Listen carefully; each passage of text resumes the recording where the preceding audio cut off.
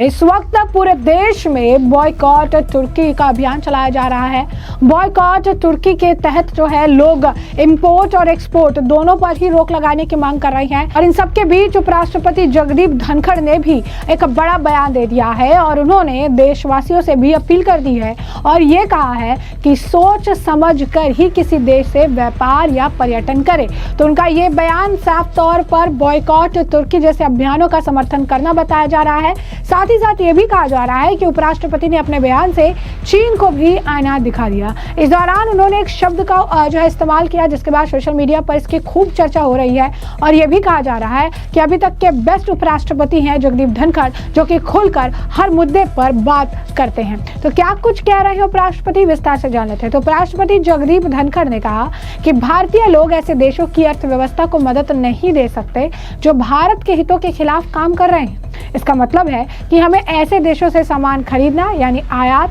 या वहां घूमना यानी पर्यटन से बचना चाहिए जो भारत विरोधी रुख अपनाते हैं। उनका ये बयान इस समय आया जब बॉयकॉट तुर्की और अजरबैजान के खिलाफ व्यापार और पर्यटन का बहिष्कार जो है चल रहा है। इन दोनों देशों ने हाल ही में पाकिस्तान का साथ दिया जब भारत ने ऑपरेशन सिंदूर के तहत आतंकी ठिकानों पर हमला किया था। एक कार्यक्रम को संबोधित करते हुए उपराष्ट्रपति ने कहा, हर व्यक्ति को देश की सुरक्षा में सहयोग देना चाहिए, खासकर व्यापार, वाणिज्य और उद्योग जैसे क्षेत्र सुरक्षा मामलों में बड़ी भूमिका निभा सकते हैं। उन्होंने कहा कि क्या हम ऐसे देश को सशक्त बना सकते हैं जो हमारे खिलाफ है। समय आ गया है कि हम सभी को आर्थिक राष्ट्रवाद के बारे में गंभीरता से सोचना चाहिए। जी हाँ, बिल्कुल सही सुना आपने। यही जो टर्म है आर्थिक राष्ट्रवाद जिसका इन्होंने इस्तेमाल किया है, इसके बाद काफी ज्यादा इसकी चर्चा होने लग गई है। उपराष्ट्रपति धनखड़ ने यह भी कहा कि हम अब ऐसे देश की अर्थव्यवस्था को और मजबूत नहीं कर सकते जो संकट के समय भारत के खिलाफ खड़े होते हैं। उनका कहना था कि हर चीज को देशभक्ति के आधार पर देखना जरूरी है। तुर्की ने पाकिस्तान का समर्थन किया था और भारत द्वारा पाकिस्तान और पाकिस्तान अधिकृत कश्मीर में आतंकियों पर किए गए हमलों की भी आलोचना जो है उनके द्वारा की गई। लेकिन इस दौरान जो है उपराष्ट्रपति धनखड़ क्या कुछ और कहते नजर आए, एक बार आप खुद सुन लीजिए। It is something we have to be extremely careful. It's a path pregnant with several situations that may turn out to be worrisome. We have already seen in this country with respect to some educational institutions.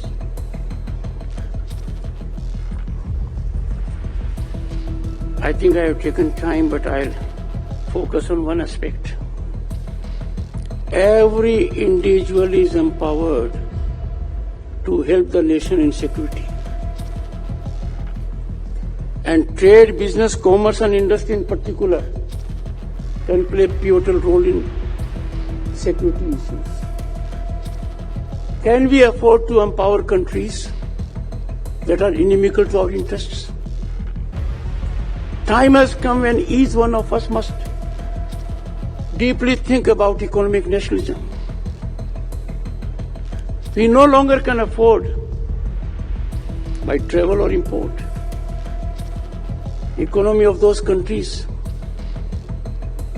get improved because of our participation, and those countries in times of crisis are positioned against us. And therefore I firmly believe that we must always keep one thing in mind, and that is nation first. Everything has to be reckoned on the fulcrum of deep commitment, unflinching commitment, dedication to nationalism, because there is no other way out. And that mindset we must teach our toddlers right from day one. तो जैसा कि आपने उनका बयान सुना, उन्होंने साफ तौर पर कहा कि हम ऐसे देश को बिल्कुल भी सशक्त नहीं कर सकते हैं जो कि हमारे खिलाफ हो। बता दें आपको कि पाकिस्तान ने संघर्ष के दौरान तुर्की से मिले ड्रोन का इस्तेमाल किया। अजरबैजान ने भी पाकिस्तान को समर्थन दिया। इस पूरे घटनाक्रम को देखते हुए भारत में तुर्की और अजरबैजान के खिलाफ आवाजें उठ रही हैं। इन देशों के आयात और पर्यटन पर रोक लगाई जा रही है। अब ऐसे में जो उपराष्ट्रपति जगदीप धनखड़ ने आर्थिक राष्ट्रवाद कहा है, इसका आखिर क्या अर्थ है, क्या होता है आर्थिक राष्ट्रवाद?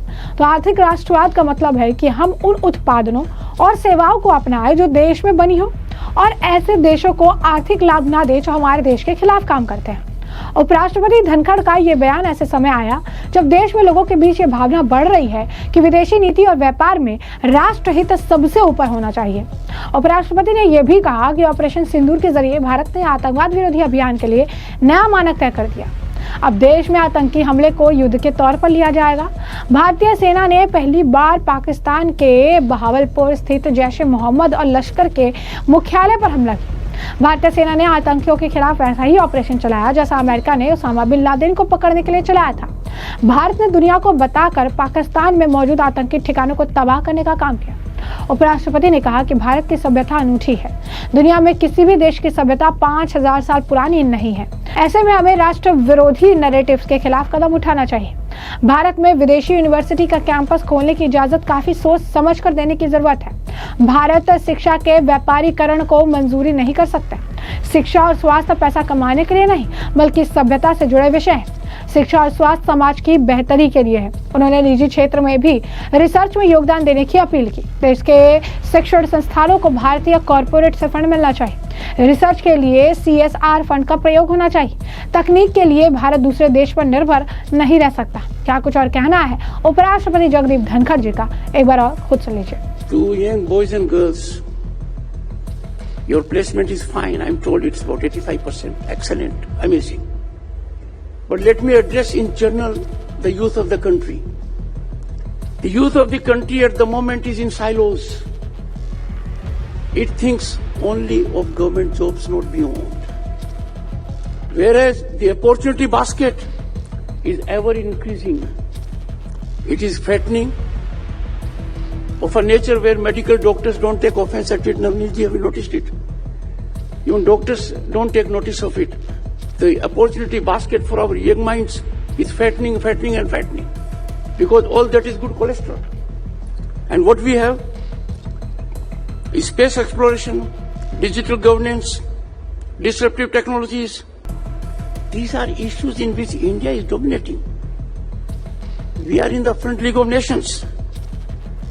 Bharat, boys and girls, is no longer a nation with a potential. We are a nation on the rise. Our growth is incremental. The trajectory is sustainable. And our march is known to one and all in the world. Right now, we are the 4th largest global economy. I think matter of a year or two, we'll be the 3rd largest. And therefore, boys and girls have to bear one thing in mind. I salute your intelligence. You are well informed. You would be aware that International Monetary Fund has applauded India, accoladed India, that India, Bharat, is a global center, important center of investment and opportunity. Surely it is not for government jobs. You have to think about it. They are coming here for opportunities. You are very much in this country, please do that. तो ऐसे में साफ तौर पर आपने उपराष्ट्रपति का जो है बयान सुना है। उन्होंने साफ तौर पर बिना नाम लिए तुर्की और चीन को आईना दिखाया और बॉयकॉट तुर्की का जो अभियान है उसको भी उन्होंने सही बताया है, क्योंकि बॉयकॉट तुर्की के तहत लोगों ने वहां से किसी भी तरीके का इंपोर्ट या एक्सपोर्ट करने से मना कर दिया है। लोग ये कह रहे हैं कि वो पाकिस्तान के साथ खड़ा था, वो पाकिस्तान को समर्थन दे रहा था। ऐसे में हम ना वहां जाके पर्यटन करेंगे और ना ही हम जो है वहां से कोई भी सामान आयात या निर्यात करेंगे, जिसमें मार्बल, ड्राई फ्रूट्स, एप्पल और आपको बता दें कि ट्रैवल का भी बहुत बड़ा एक अहम रोल है, क्योंकि लोग ज़्यादातर वेकेशंस मनाने, हॉलीडेज मनाने जो है तुर्की और अजरबैजान जो है जाते थे। और ऐसे में साफ तौर पर एक बहुत बड़ा आर्थिक नुकसान जो है इससे तुर्की और अजरबैजान को होता नजर आ रहा है। और अब उपराष्ट्रपति ने भी जिस तरीके से बयान दिया है, कहा है कि सोच समझ कर जो है किसी भी देश में व्यापार या पर्यटन करे, यानी उन्होंने साफ कह दिया है कि हमारे जो खिलाफ है हम उनको सशक्त नहीं बना सकते हैं। इसीलिए किस देश से व्यापार करना है और किसके यहाँ पर्यटन करना है, इसके बारे में सोचना और समझना समय की डिमांड है और इसे सोच समझकर ही आगे करना चाहिए। तो ऐसे में हमने आपको जो पूरा मामला है विस्तार से बताया है। आपने उपराष्ट्रपति जगदीप धनखड़ का भी बयान सुना है और अब इस मामले पर आपकी जो राय हो कमेंट सेक्शन में कमेंट करके जरूर से जरूर साझा करिएगा। धन्यवाद।